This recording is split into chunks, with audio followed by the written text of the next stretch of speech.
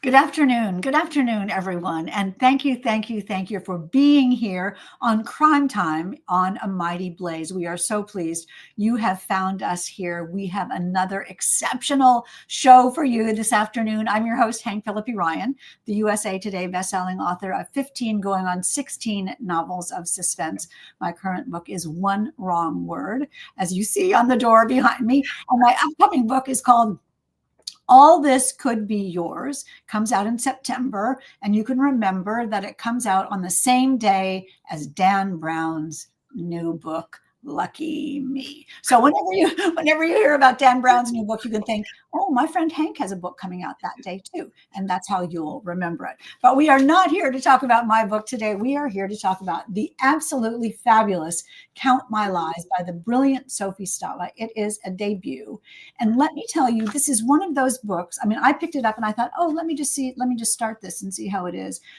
Hours later, I'm still standing leaning against the kitchen counter because I just want to read one more page. It is brilliantly done and a complete page turner.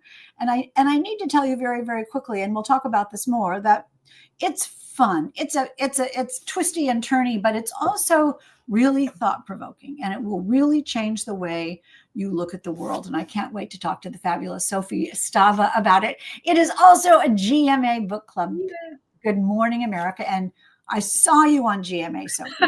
Oh, yeah, let's see the little thing. Yes, doesn't it look pretty? We love stickers. We love and gold stickers nonetheless. Yes.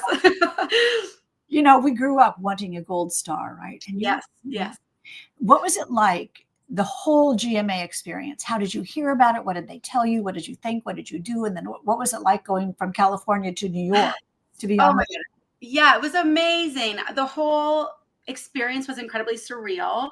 One of the things I told them when I first got there was I have been writing for a number of years, probably about 15 years, working on novels, working on manuscripts. And over that time, I've heard a lot of no's. I've had a lot of rejections. But it also gave me a lot of time to fantasize about those big moments and what you hope for, what lists you might get on, the accolades you might be getting. And certainly being picked for a book club was very high on that wish list and big dreams.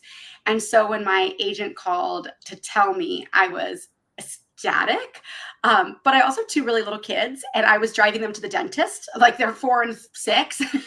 And so I'm screaming in the car, like, I'm going to be on TV. We got GMA. And my kids had no idea what that meant. They were excited, but, as little kids are, so unaware of what's happening. They know when their mom sounds happy. Yes, they do know that. And then quickly you want a snack. So it was exciting and humbling. What did your agent say? How did she put it? Well, she was funny. She actually came in via a text where she's like, check your email. And so I was able to pull it up, and I saw the email from the selection team saying, we loved Count My Lies. Our whole team thought it was fabulous. We're so excited to share the news that we've picked you for the March pick. And so this was back in the summertime. Wow. So it was sort of ironic that I'm writing this book about lies, or I've written this book about lies, and I have this really big lie to keep, or secret to keep, about GMA for all of these months. And so, because it is something that they announced on publication day to the general public, they were very clear that this is something that we keep hush hush. And that meant not sharing with my friends and my family. And as somebody who is, you can already probably tell, a little bit of a talker, it was hard to keep to myself, and felt like this really, really big secret, but so delicious and so exciting. And so, I've been sitting on this for a number of months, just letting the anticipation build and being so thrilled. And so finally being in New York this last weekend just was so surreal, since I just been counting down the days for months and months and months and months. Is it like Laura Linney in Love Actually, when she hides and goes, ah? I cannot tell you how many times I've done that actually in the last week or so. But yes, like on the backstage, we're getting mic'd up, and it's just like, dancing with excitement that it's finally here and finally happening. And the nerves, I will tell you, were through the roof. But really the hosts were so kind and so generous. I sat down a few minutes before the camera started rolling, and right away they were so effusive about the book. They loved the cover, they loved hearing about it. And so when the cameras did start rolling, it felt like we were just continuing the conversation that we'd already started, which put me really at ease. But it was such, from top to bottom, an extraordinary experience. Well, I watched you, and you didn't look nervous at all. You looked having a great time, very enthusiastic, really communicative with them. And I wonder, have you watched it? That's so funny. No, I haven't. My husband started playing it this morning, and I said, turn it off, turn it off. I have such a good memory in my head of the experience that I almost want to just live it as I lived it, rather than watching it back and, thinking about, should I have said something different, or was that the right thing to say, to just sort of luxuriate in the experience of it all. I'm so with you. Yeah. I understand that totally. And that's why I asked you exactly. Yeah. And let me reassure you that there is nothing that you are going to see or hear that's going to make you wince. But I appreciate that. You want to live in the moment of that. And it's great. You hit it out of the ballpark. I really appreciate that. Totally did. So many people are joining us now. Emily is here and Renee is here. Robin Stull is here. Sue Street. Renee Herskowitz says, count my lies. Sounds awesome. It is. Vicki Gregory says, love the title. Shannon Hansen says, congrats. I love all these people. So nice. Yeah. People are still arriving. Happy birthday, Mighty Blaze, which takes me perfectly, Renee. Thank you for the segue. If you are new to A Mighty Blaze, you should know that it started at the beginning of the pandemic 5 years ago today. Happy birthday to us today. Bizarro birthday. We have grown up and we have changed during this time, and we are persevering to bring you every day new programming about books and reading and writing and keeping our community together, our community of readers and writers, and having you discover new authors and discover new books and maybe find your new favorite book. And we are going strong. Yes, hold that bit. The precious. Yes. All of that up. And we are still going strong. And we are so thrilled today to have Sophie Stava. Sophie, let me just very quickly tell you, received her BA in English literature. Raise your hand if we all did that. Yes, we did. Me and everybody else, right? Yeah. Don't you, I'll just say, I embrace that totally. I would have made another decision. No, looking back, I don't know how many 18-year-olds know what they want to do upon graduation, right? And so I thought, I don't know what I want to do, but I know what I love to do, which is read and write. So to be able to spend 4 years doing both those things felt like sort of hit the jackpot.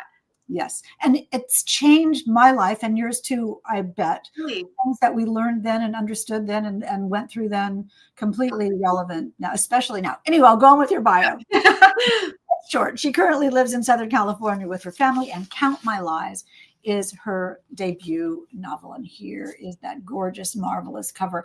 Sophie, tell us a little bit about what was your first moment of thinking about the book? What was the gem of the idea, the domino that not being?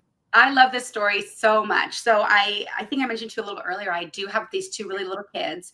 And about right at the tail end of the pandemic, speaking of, we have the habit of going to the same park at the same time, every day. As with little kids, routine is so important.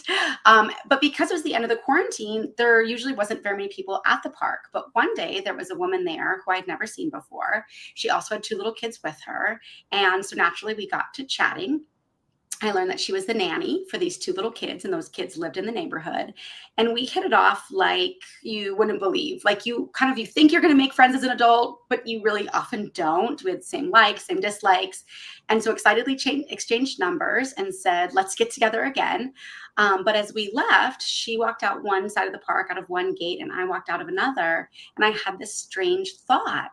I thought to myself, what if the reason we got along so well is because she's already knows things about me? What if she looked me up online? What if this wasn't a chance encounter? So I thought it was such a fun idea for a book to think about a character who is so desperate for connection that they would do or say anything. And so I started frantically writing, and 2 years later. interesting because, your writer brain, Yes. almost anybody else would have said, well, she's nice. That's Right. what if she's a devious, manipulative, Right.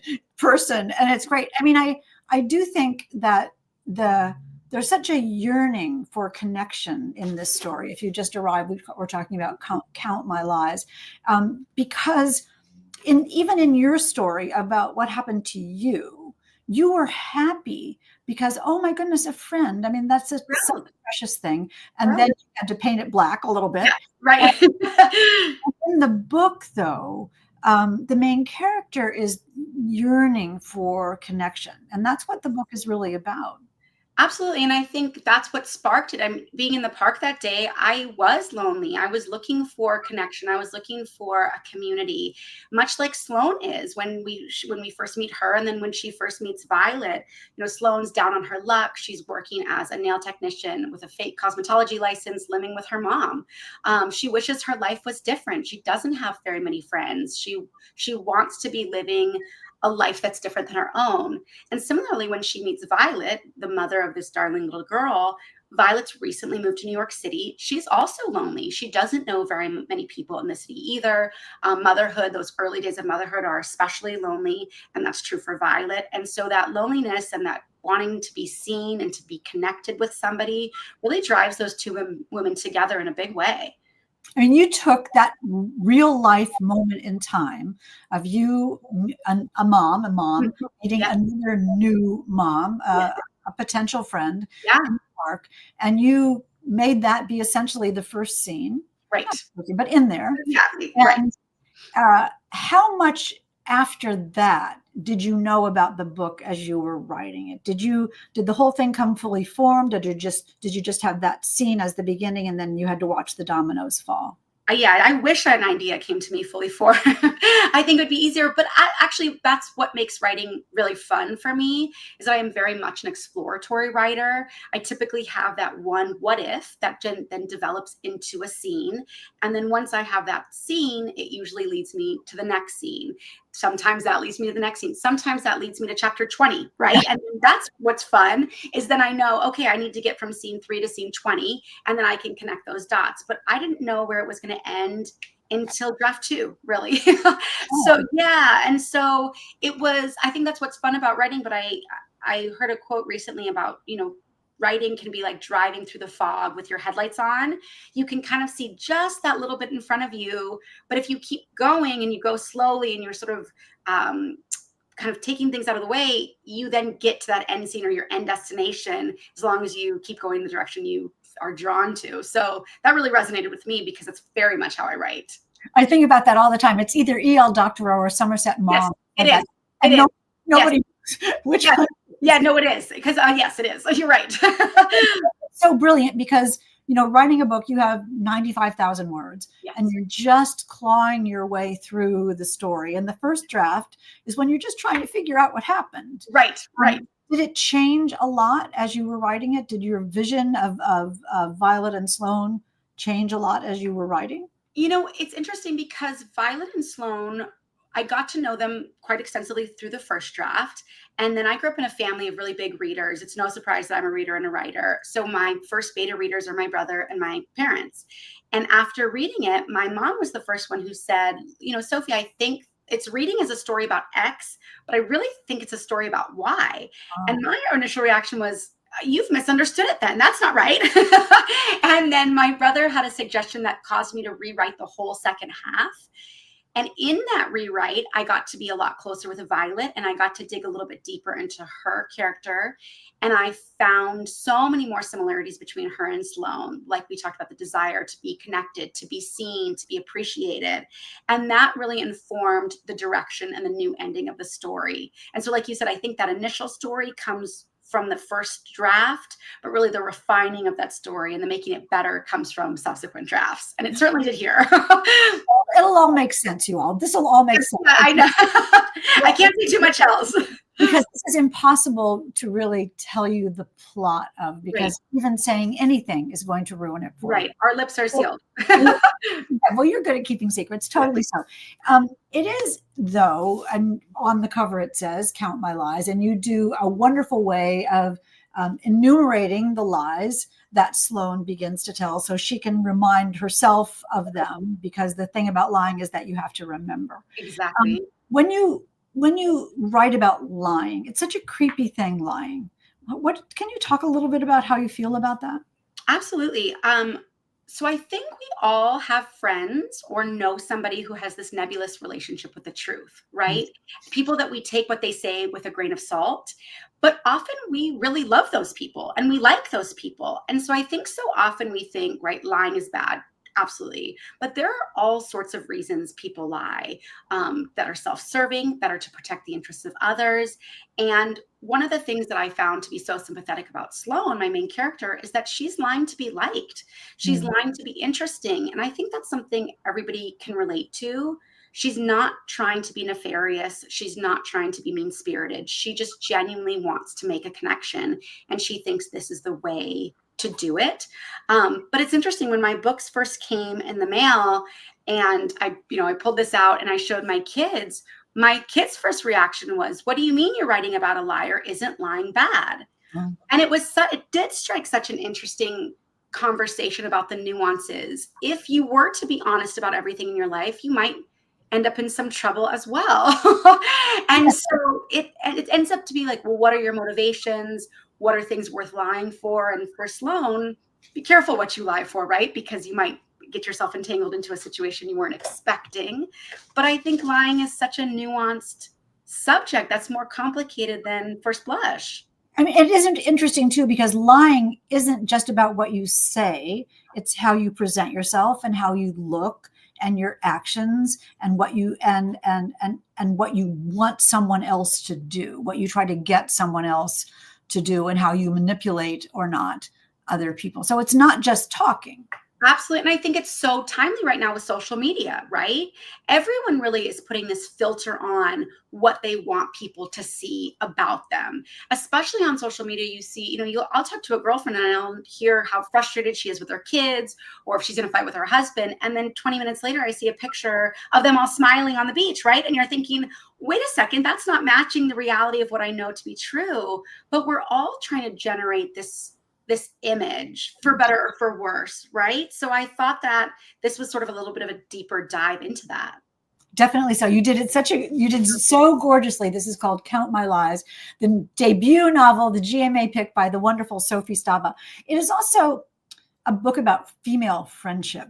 Yes. And what, not only what we would do to be liked, but how strong it can be and how important it can be and how life-changing female friendship is, and how different two women being friends is from a man and a woman being friends, even if they're just friends. Did you think about that at all as you were writing? And I mean, it must have been completely top of mind to you. Yes. I mean, I think female friendships, like you said, are endlessly fascinating. There's so many different layers to them. And especially for Sloan, whose life is not what she wants it to be, looking at Violet, whose life seems to be picture perfect, right? Violet has this handsome husband, this darling daughter. They have this gorgeous brownstone, everything that Sloan wishes she wanted. There's the question then for Sloan, what happens when you make this connection with somebody whose life is better than your own? Right? When does when does connection end and competition begin? Where is that line between admiration and then jealousy? What if you want those things for yourself? And I think women historically have been influenced to compare ourselves to other women, right? To see where we are. And some of that's for safety, right? Am I in a safe position? Where is she? But I think what ends up happening a lot of times is you end up looking to the people around you to see how your life compares. And for Sloan, that becomes in some ways pretty dangerous. But at the same token, Violet is someone she really deeply admires and likes. And so there's really all these levels to this friendship that they're building. Why not try to emulate a good person? Absolutely. Make yourself be improved and better and smarter and happier. Exactly. Someone has given you the template for that. Yes. You have to do that. And it's really fun. I mean, have I said this is really fun to read? Yes, I love that. Well, I mean, I just couldn't put it down. Absolutely. So it's also about family. Each of them has a family, and there's changing families, and more about that I'm not going to say, but it's about what having a family really means. Right. when you're in it and when you're outside of it, and what is different from the outside than is from the inside, as you were saying about your pals at the beach. It's a really wonderful psychological study of the need and desire for family and taking care of the people in your family. Absolutely. I think for Sloane, her original core family only consisted of her mother. She never knew her father. And I think that started out with this desire to know, where did I come from? Who am I? And wanting to be part of this larger family unit. She didn't have any brothers and sisters. And so she's always wanted to have this connection, this familial connection. And similarly, Violet, as people will find out, comes from a family who, while she does have both a mother and a father, is very disconnected from them. She's really yearning to have somebody see her for who she is. And so when these women come into each other's lives, and Violet sees Sloane and Sloane sees Violet, they're giving something to each other that they've always wanted.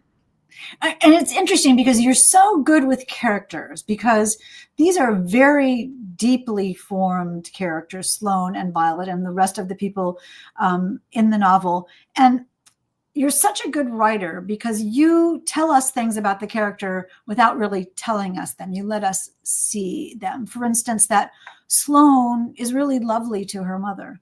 Yeah. And she clearly loves her. And that's a cue to us as readers that we should like Sloane. Was that something that you did on purpose?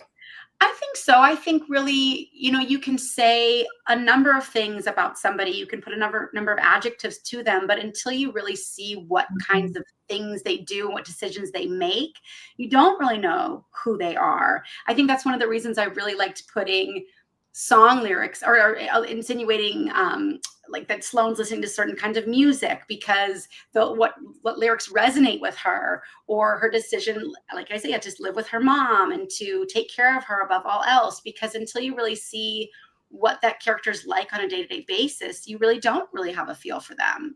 And that's her reality. I mean, that's the thing she can't lie about. That's the thing she can't take. So, go ahead. No, go ahead. Well, I was just going to say, I think one of the things I also really liked about Sloane is that, yes, she is a liar, but she is very aware that she is lying, and she's not lying to the reader, interestingly enough, right? So she's constructing this universe, but when you're with Sloane, you're in on her lies with her. And so she, even though she's unreliable, she's not unreliable to the audience. And that made me feel a real kinship to her as well. That I felt like I could trust her, even though she's not trustworthy.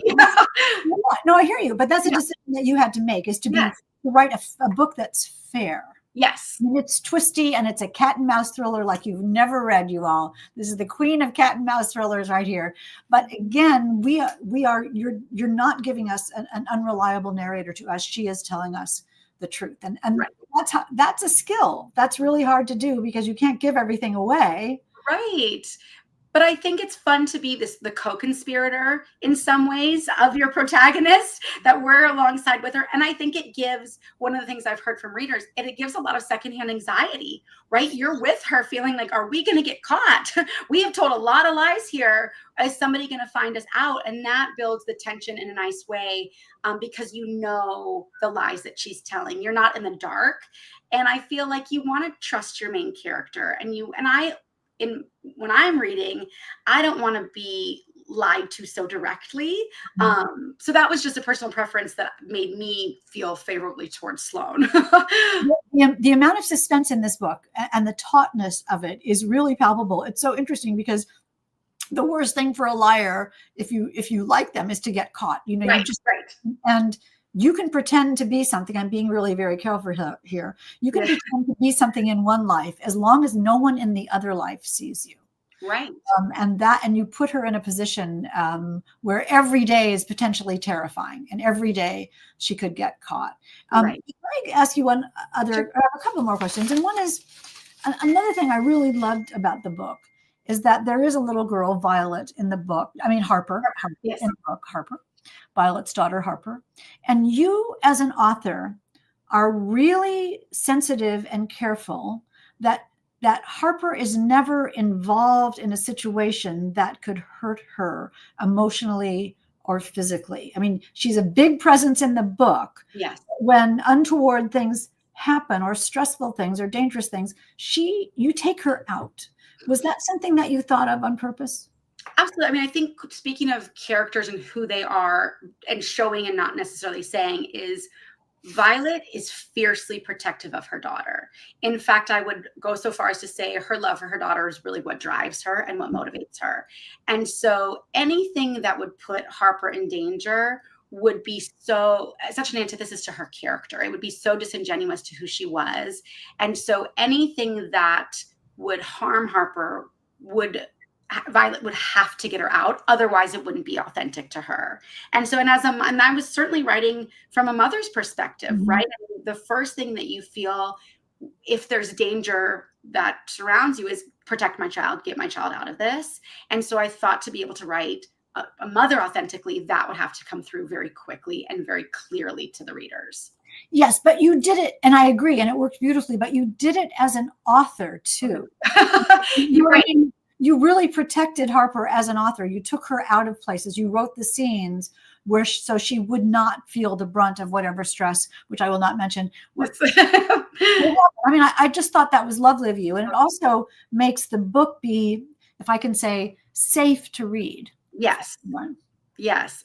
And I think, that was one of the things also overall that was my goal for this book too, that it was a fun experience, that even though we're diving deeper, that there's secrets and there's danger lurking, that it was something enjoyable to read, that there's a levity to it, that there are stakes, but a child's life is not at stake, right? And so, and that you can take this to the beach and you can enjoy it with a cocktail in your hand, as well as cuddled up on your couch or wherever your reading spot is preferred. But I did think of that as when I was writing about making sure that there was some levity, and a child in danger would also go against that quite deeply. I mean, the suspense level is very high. Yes. There's a scene that I love in a hairdresser, more I will not say, but I thought that was such a genius scene, and the idea of transformation and revelation was really fabulously done. The whole book is so cinematic. I mean, you can just see, the movie in my mind just unspools as I'm reading this. Is that something that you thought about as well? Absolutely. The way I write, I am envisioning these scenes in my head. And then sometimes it feels like I'm literally transcribing scenes from here to the page. And so watching it unfold in my mind, that's one of my tests is my paper words, the words on my page working. Am I adequately describing the scene in my head? Am I being able to catch all those visual nuances onto the page? And so for readers then to hopefully be able to watch this on the screen one day too would be a real treat. Can I ask you about that? Yes. So I can say that it is being developed for a TV show currently. And that's all I can say, actually. But yes, hopefully we are working. They have some discussions going on with some casting options that are delightful. And that hopefully we'll have some more announcements soon.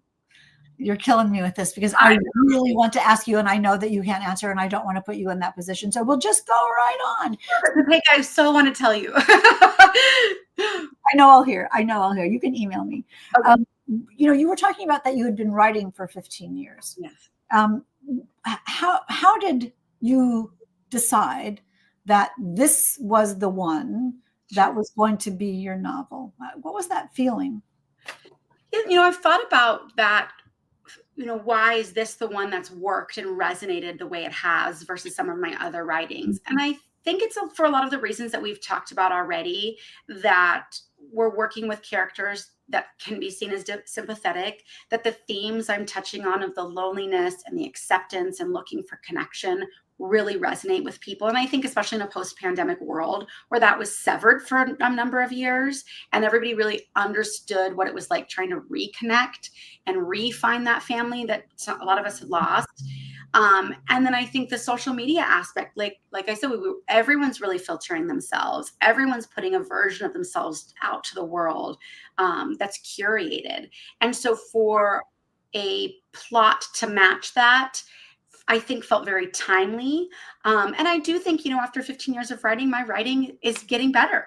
Because you can have the best plot in the world. Right. Which you do. Thank you. If you can't write it, it's going to just deflate like a bad balloon.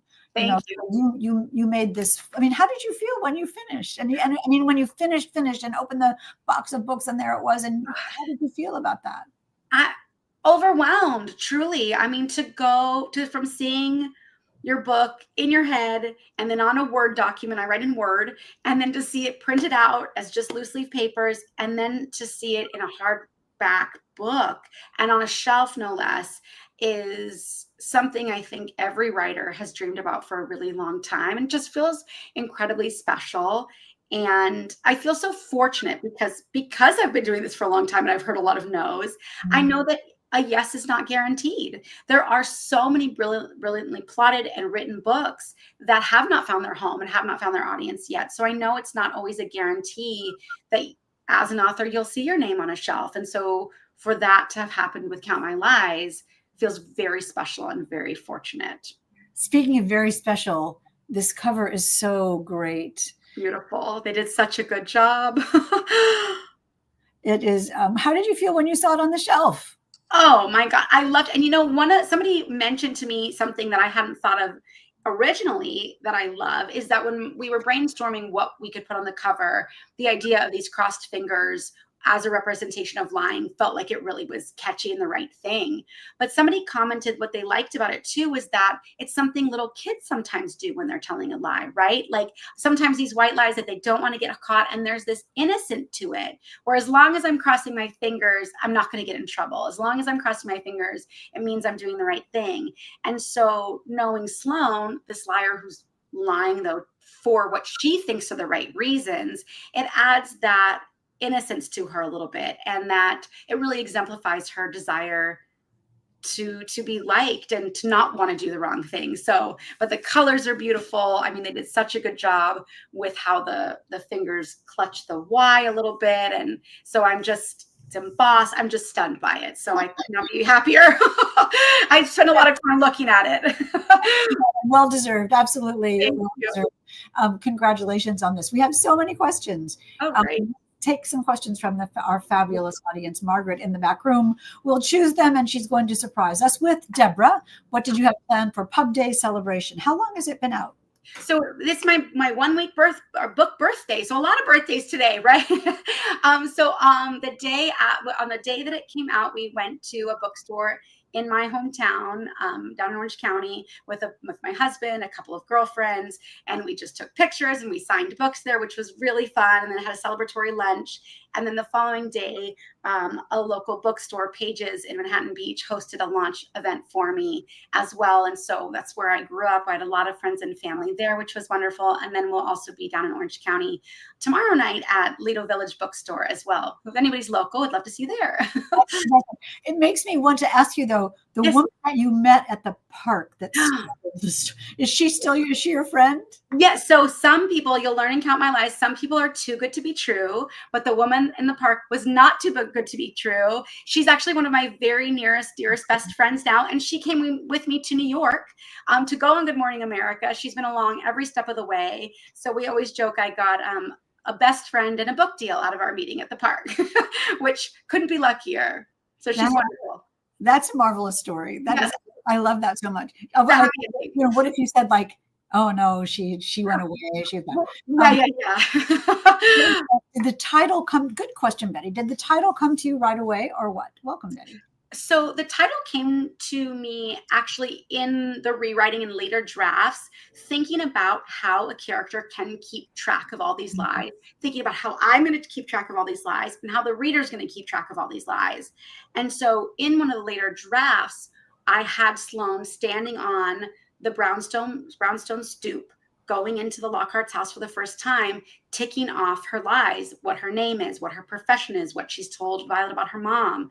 And as she's counting them, it sort of struck like, well, wouldn't that be such a great title for a book to really exemplify all the ways and all the lies in the book? And again, since Sloane might not be the only one lying, there are a number of lies the reader can look out for. Exactly so. But that technique that you used of having her physically count the lies is so valuable to us as readers as well, because it sets in our head what her lies are, and then it makes the scenes where someone gets close to those topics right be all the more suspenseful. Absolutely. Right. Who else has a question? What was the process? How do you get picked asking for a friend? Thank you. I think, they have a selection committee from what I understand, and they're receiving dozens of books and going through dozens of books that are publishing in that month. And I think they're really looking for what's going to be timely, what's going to be resonating with the reader. They have a really diverse selection of genres and titles and authors. And so I know they're really thoughtful about how they're curating that list based on what their readership looks like. But all that to say is I think it's a behind the scenes process that I really wasn't involved too much in. And one of the things feeling so fortunate about, I just felt like the right book at the right time for them. I mean, that is how the publishing world works. Right. It's sort of timing and luck and someone connecting with someone else that you really can't make happen. Right. But the one thing that you can control as an author, we can control that we write a really, really good book. Which you indeed absolutely did. Let's take two more questions if we have them, Margaret. Did you send any of your college profs? No, I didn't actually. But I did send it I have a lot of really good reader friends. And I think, before even being a writer, I'm a reader. I'm still consumed voraciously. I think in order to be an excellent writer, you have to be a voracious reader. And so a lot of my friends share those interests. So I did send early copies to a lot of friends who I'm close with, who've shared my love of reading for a long time. I sent my first book. Did you? To my English teacher from high school. What was the reception? Oh, he loved it. Oh my God, he was tickled. Well, I loved the idea that to be able to say to him, you taught me about Shakespeare, you taught me about theme, you taught me this. I could not have done this without you, Mr. Thornburg. So that's amazing.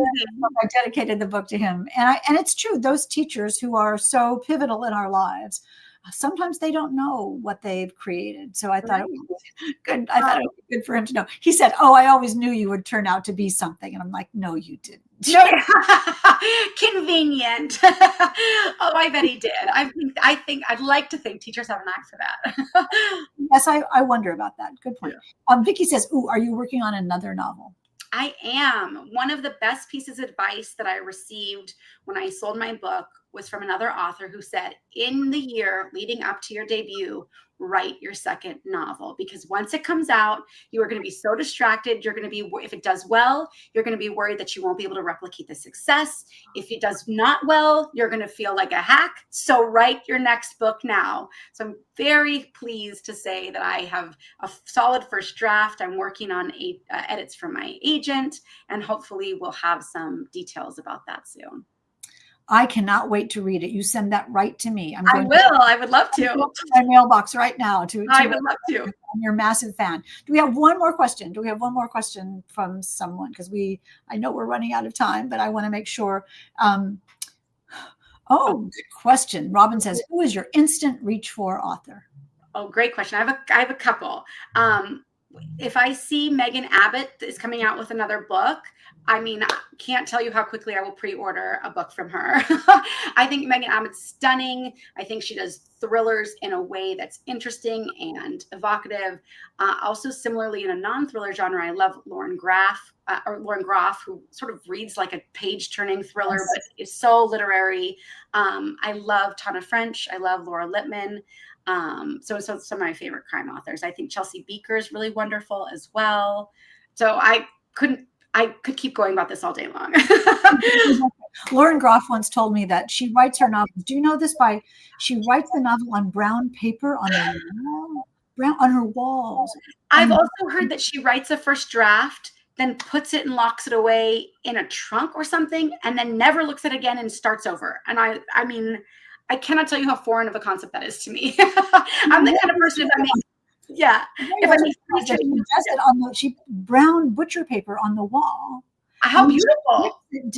She rips it down and throws it.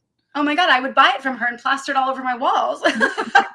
You could have a whole new career. And then the Lauren Groff discussion hour that Sophie and Hank have had this afternoon. You all have been absolutely great. So many more questions, but we really I'll take this one though. Emily says, "Is your next book a thriller too?" It is. It is. It's about also the early days of motherhood, but sort of from a different perspective. But I think it's so interesting to think about the what if.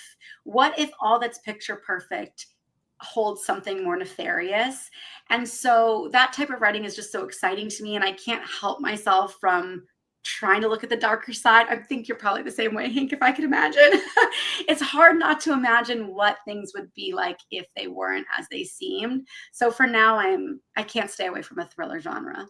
I agree with you 100%. Congratulations to Sophie Stava, who's Thank has you. come out to massive, massive acclaim. And let's spin the wheel of fun now to see what lucky crime timer will win a copy of this novel. And we will spin.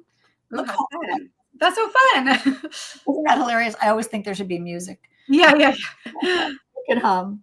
And the winner is Randy William Grimes. Randy. That's fantastic. Randy is with Barnes and Noble, so this is a nice little home for the book. And Randy, you will love this book. Let me just ask you to stand by for 1 second while I tell you all about who's going to be here next week. Next week on Crime Time, we are double booked, and that is a very good thing. This is the only place in the universe where double booked is good. At a special time, 3:00 next week, we will have Linda Hurtado Bond with All the Captive Girls, a wonderful thriller set in the Pirate Parade in Tampa, in Florida, Tampa St. Pete in Florida. And Linda is a fellow journalist, and she is absolutely terrific. And then at 4:00, the icon of all of us, Tess Gerritsen, will talk about her new spy thriller, the third in a series. But no, this is the second in the series. But you don't have to read the first one, although you should, because it's really good.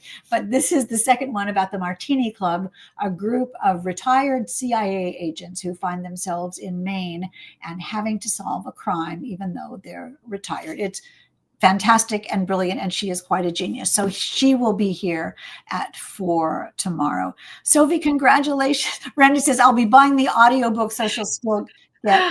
I love, much appreciated, Randy. Thank you so much. Randy knows his stuff in publishing. I love it. I love it. About that. Sophie, again, congratulations. You have been a joy to talk to, and Thank you. your book is amazing. Oh, thank you so much. Everybody told me how much fun I'd have with you, and they did not lie. So thank you, Hank. Tell us where to find you on social media. I'm at Sophie J. Stava on Instagram, would probably be the best place, or sophiestava.com. Great, terrific, and we will find you there. Everybody follow her, and make sure that if you are not Randy Gravitz, you know what to do. Run, run, run, click, click, click. Nope, you can get that too. Buy both of them. Buy both of them. Run, run, click, click, click, and get Count My Lies by Sophie Stava. The Good Morning America book club pick. You cannot go wrong with that. So let me say to you now, thank you. Thank you so much for being here. I love, love, love seeing all of you, Lori Hernandez and Renee and Sue Street. And Mighty Blaze says, they did not lie. Margaret can do that. She's great at this. Anyway, love, love, love to you all. Thank you so much for being here. And we will see you at this time next Tuesday. And until then, remember, it is always safe inside a book. Love you so much.